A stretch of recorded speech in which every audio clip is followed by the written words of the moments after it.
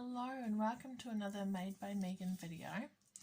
I have a fun quick project to share with you today. Here it is, using the Timeless Tropical stamp set and the coordinating dies. So let's get stuck in. Here is the stamp set. This is lots of fun, nice bright summery, love it. And here's the coordinating dies in the Tropics dies. Okay, hope you can see that. We'll also be using the Stitch So Sweetly dies for the sentiment piece. I'll be using one of these. Alright, so I've got my card base here. Very vanilla thick card base. And I've got a piece of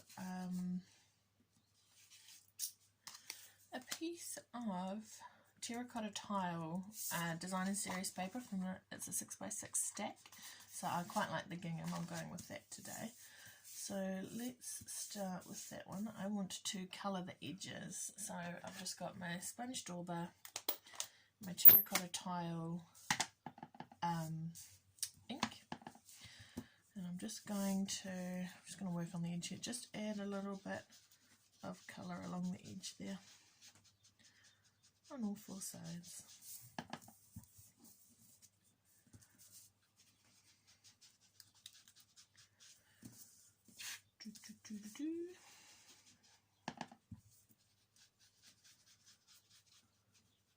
I like sponging for adding just a bit of texture and extra colour to the layers in a card. And also it's a really fun, easy technique if you don't happen to have a coloured cardstock on hand that you're working with. You can just pull out your ink, do a bit of sponging, and then you can make coordinating pieces quite easily. Okay, so that's all good. What I have next is a piece of soft suede cardstock there, and I'm just standing up so I can get my big shot. And I want the Subtles embossing folder and my big shot. I'm just going to run that through. I think that just fits on camera. Hopefully it's not too wobbly. Right, so let's have a look-see here.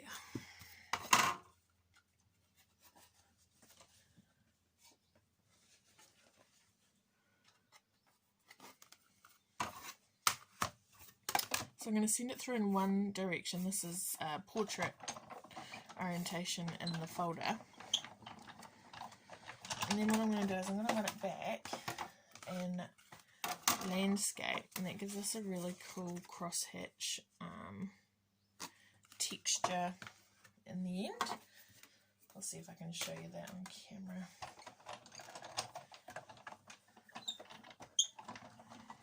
Roll, roll, roll.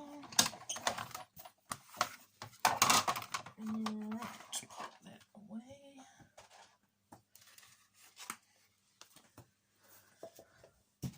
Here we go. So I'm not sure if you can see that or not, but or how well that shows up on camera. But that's got a nice crosshatch design to it. So that's going to go flat onto the gingham piece, and I've got my Tombow. Your seal would be good for a layer like this too, just a nice flat layer. Normally for embossing a piece of cardstock, I say to use a strong tape or runner like the Seal Plus or the Terran tape, because often there's, well, it's embossed, so there's not a lot of, it's quite bumpy and not a lot of surface area for adhering. And that's where the tapes work a lot better than glue a lot of the time, but this is a nice flat texture, so it's easy. I'll bring in my very vanilla card base, and I'm going to adhere this panel flat to that, and then we can start building the elements for our sentiment piece. So I think that's kind of sort of, it's winter time for us at the moment here in New Zealand, sorry. it's been quite warm, hasn't it? It's actually been quite a warm summer, so winter, so it feels a bit strange. I'm in the Waikato, so we haven't really had those major frosts and crispy starts as we normally do. So I've got, this is a piece of crumb cake I've punched out with the, die cut with those Stitch So Sweetly dies. I've just got a sentiment that says, "May your birthday be memorable." So I'm just going to ink that up in early espresso, nice dark ink, and stamp it in the middle. Lovely. Put that away again. And in, what was this, Pepper Zazz, I've die cut 2 of the tops of the pineapples. And just to give them a bit of dimension, I'm bringing in my light old olive, only because I don't have the Pepper Zazz stamp and blend. But anyway, so I've got light old olive here, and it's got lines. Can you see that? Embossed lines through the leafy bits anyway. So I'm going to, where's the camera there? I'm just going to draw it literally straight on top of those with the blend to just give a little bit of shading and interest to those pieces. I'll do that on both.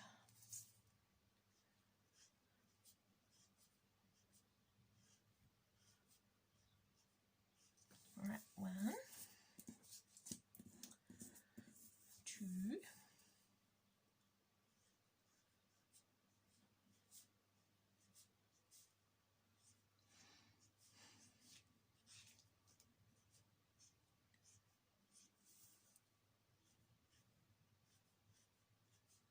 And you can see I'm not being precious about it. I'm just adding lines, and as it dries, as the ink dries, it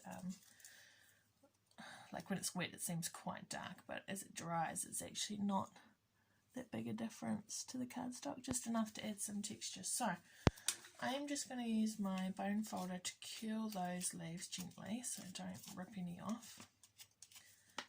And some of these have die cut.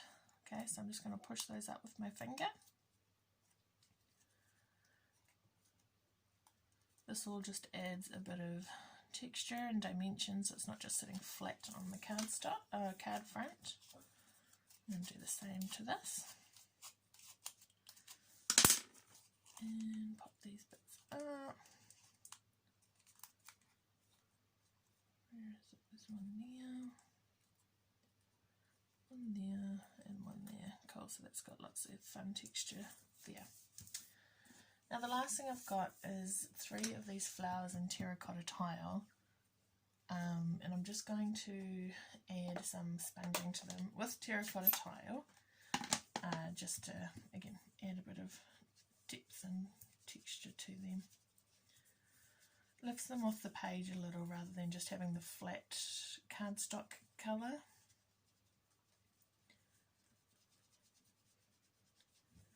And we know that, you know, flowers in real life are not just one solid colour, mostly, generally speaking.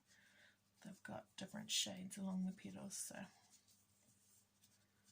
this will make them look a little more like flowers. Lovely. Just add a little bit there.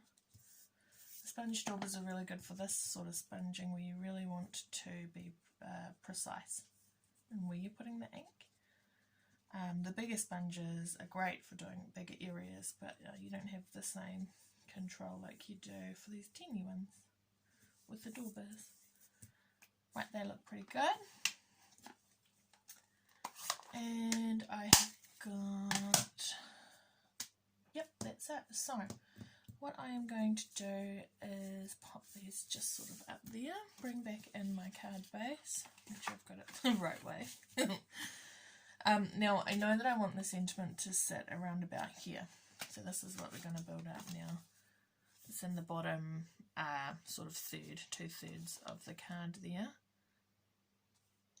So that's what I want to do, and so I'm just going to leave that there and put a bit of liquid glue in behind this. Again, you could use your a tape if you like, but I like the liquid glue. And it's just going to help me see where to place this. So within the card, so it'll still go in its envelope, but so that it's going to sit nicely popping out from the sentiment. Okay, and I'll do the same here.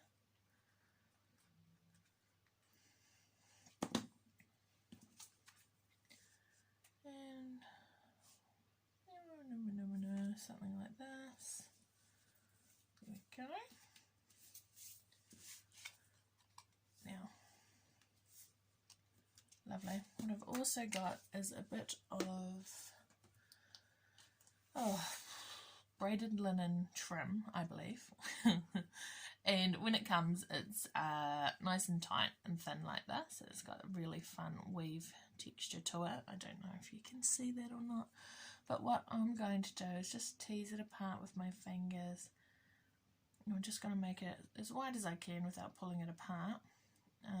Because I know as I handle it, it will pull back in again. But if I just make it as wide as I can now, then it'll still have a nice separated look when I attach it. So all I'm doing is just pinching it with my fingers, moving down, pinching. I have to say this has probably been one of my favourite ribbons or trims within the last catalogue or two. It's really versatile because of the nice natural colour. It's really versatile and works with all sorts of projects. I have lots of fun with it. Okay, so it's nice and wide. I want it to sit sticking out from behind here, so I'm going to put a little bit of tape on that corner. Where's my tape? There it is.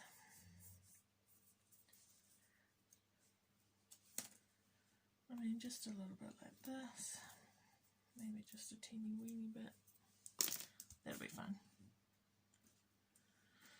So, take the backing off. Just going to hold this in half. Down here, and I know that I want it to stick out from my sentiment along the same sort of angle as this. So I'm just going to put my finger on it there, come back here and pick it up. There you go. And to attach the sentiment piece, I want to use dimensionals. There we go.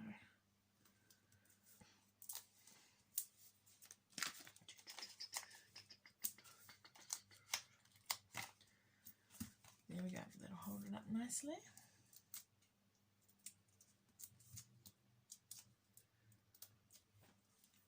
You really make the sentiment piece stand up, and also allows these leafy bits to stay, to really show the texture. They're not going to be squished flat, so they're still going to be nice behind there. And last, I have got these flowers I'm going to stick on with glue dots. So 1, 2, and 3. So what I want is one down in this corner, and 2 up here, and 2.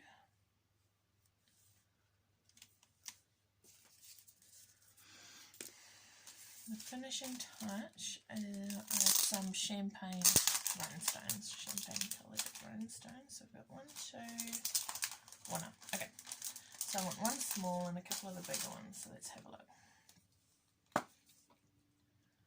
This is a middle-sized one. I'll pop here, middle-sized one there, and I'll grab one of these little ones to put in the centre there.